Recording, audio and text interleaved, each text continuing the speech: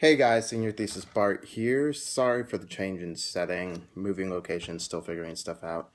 Anyways, happy Force Friday. I doing this video because I wanted to originally the plan was to go over all of the extended universe stuff, the new canon, and talk about what's canon in Star Wars, what's not, what's good, what's bad. However, I'm gonna have to put that video on hold for a while due to the fact that I don't actually have all of the materials I wanted with me. I do have all the canon materials, but I don't necessarily have them with me, so I can't do that.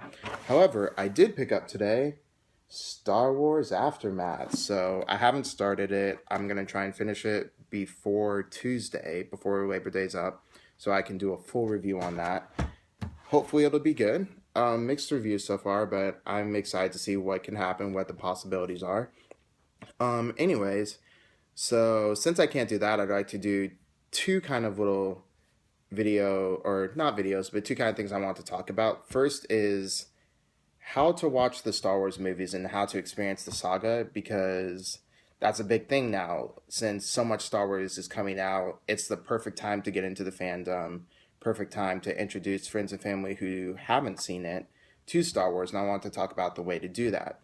Now, there are a couple actually ways to watch the movies. There's the standard, which most people grow up doing, the traditional way, which is the OTPT, so the original trilogy, 4, 5, 6, and then the prequel trilogy, 1, 2, 3.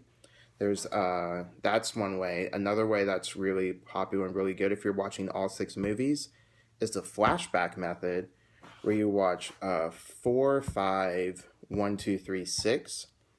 And I did that actually for one of my friends who'd never seen Star Wars, and so that was really cool. Another really popular way is actually called the machete method, which is a variation on the flashback method. So you go 4, 5, 2, 3, 6, and you cut out 1 because in the larger spectrum of things, it actually doesn't impact the story. And since a lot of fans were incredibly disappointed with episode 1, a lot of older fans were, a lot of new fans could be. I personally like it. It's not great, but it's not. I don't think it's as horrible as people make it out to be. But since it has no impact on the story, cut that out. And I actually went through the method this past week, watching one movie per week, and I'm not actually a fan of it. I consider it kind of a cheapskate. I feel like you're not getting the full story.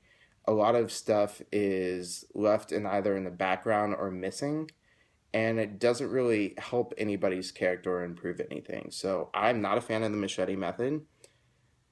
That being said, I can see why it's popular.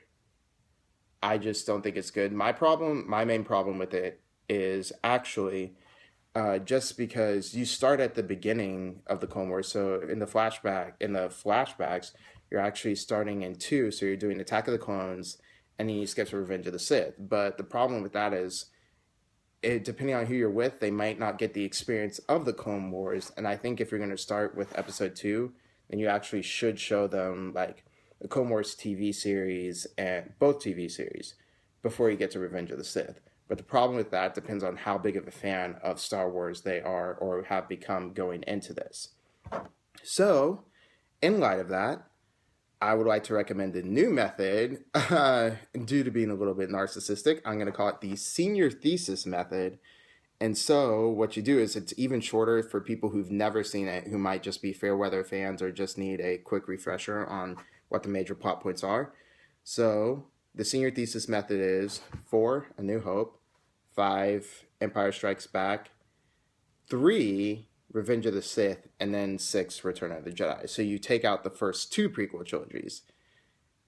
I've seen every other variations of watching the movies, including just skipping the prequel trilogies entirely, except for this one.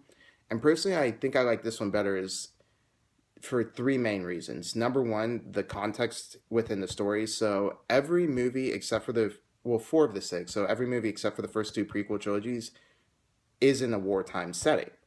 So the change, even though the change in style back to the prequels will be hard to